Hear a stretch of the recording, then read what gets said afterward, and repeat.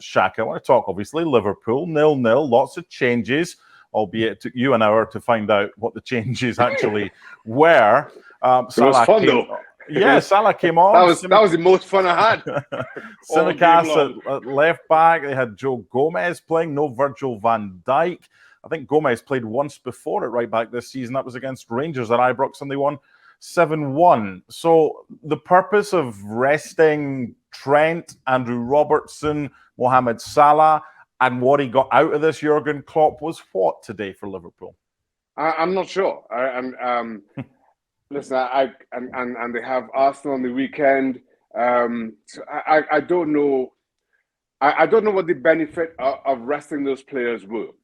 That being said, maybe Jurgen Klopp and the coaching staff have information around those players that we aren't privy to right now. And we all know so many clubs nowadays use science and data and judging people's fitness and or exhaustion as the case may be, and sometimes make decisions around that. So maybe there was something in the data that said that these players were running out of steam, that they needed a little bit of a rest, and that prompted Jurgen Klopp to make changes.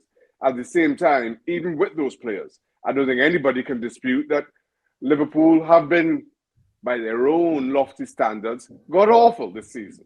So something needed to change, and albeit there is nobody that comes as close to Mo Salah in terms of like for like replacement. There's nobody that comes close to Robertson or Trent Alexander-Arnold in their respective positions.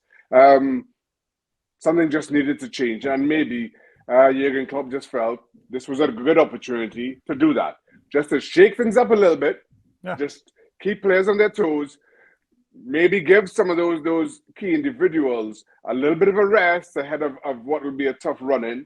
I say a tough run-in, I'm not sure what Liverpool's expectations are, and I'm sure they're thinking, yes, we can still make top four, or we can make Europa League. I am sitting in the comfort of my own living room, think otherwise. So I'm not sure what the end game is towards that, but those are their decisions to make, and again, maybe because they have other information that we don't. I want to bring in Mark Ogden for a quick chat about this one, and some news about Lionel Messi still to come, so don't go anywhere. But Oggy, good to see you. Should we be surprised that game was 0-0, given the recent scoreless draws between these two in both league and cup competitions? Yeah, I mean, look, it could have been anything, couldn't it? It could have been what it was, or it could have been 4-4, because neither team can defend pretty well. And at the moment, it just looked like, it felt like the last game of the season between two sides who had nothing to play for. And basically, Liverpool have got 10 games to play. I think Chelsea have got 11, so, or maybe 9.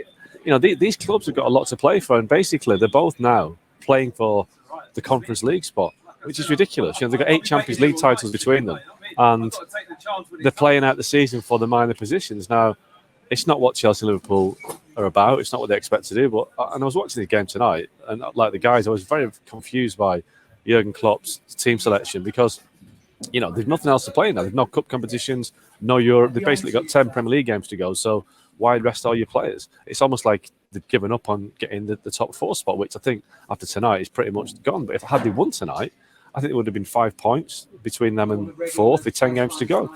So Liverpool could have easily have drawn that in. So a very strange team selection, and I'm not sure what the end result would be. If they beat Arsenal at the weekend, Klopp will say that it was worth it, but I don't know. I think they could have won tonight if they played a stronger team.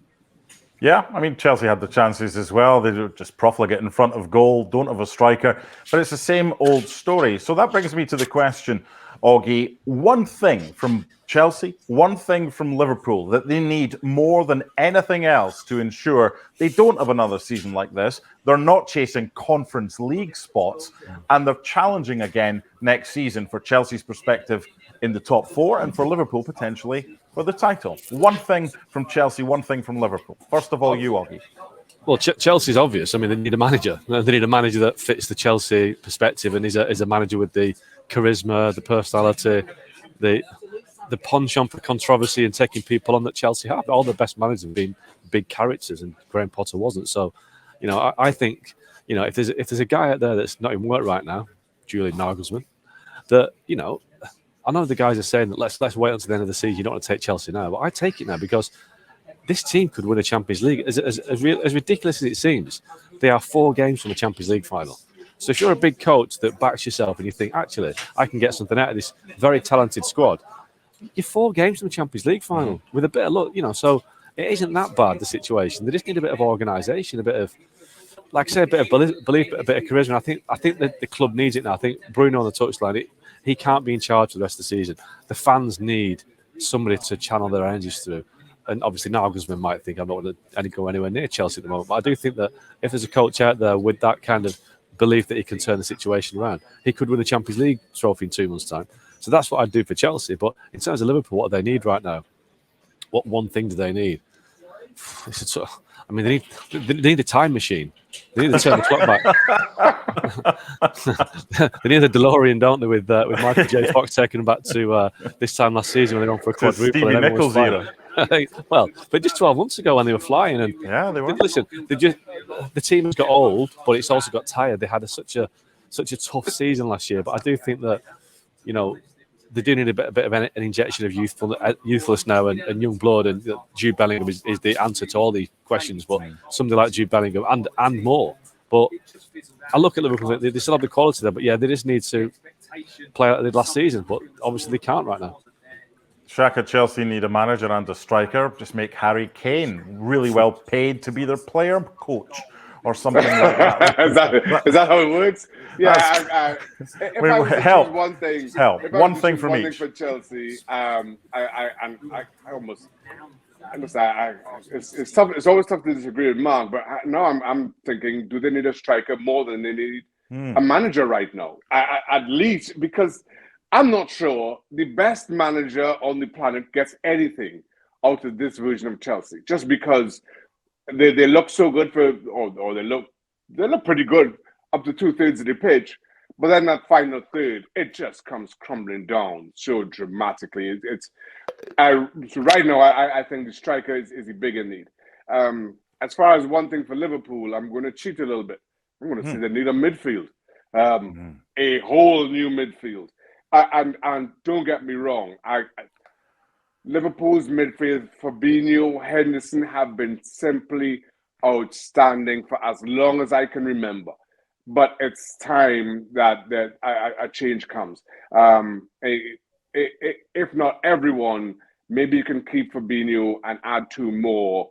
But that is a best case scenario for me for Liverpool to get back to where they were this time last year.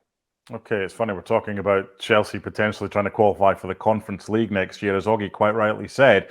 Even though it doesn't appear as though it will happen, they're only 4 games away, potentially, from a Champions League final. And then who knows, if they win that, as they've done before in recent years, they're back in the Champions League. So Chelsea 0, Liverpool 0 at Stamford Bridge. Thanks so much for watching ESPN on YouTube. And for more sports highlights and analysis, be sure to download the ESPN app. And for premium content and live streaming, subscribe to ESPN Plus.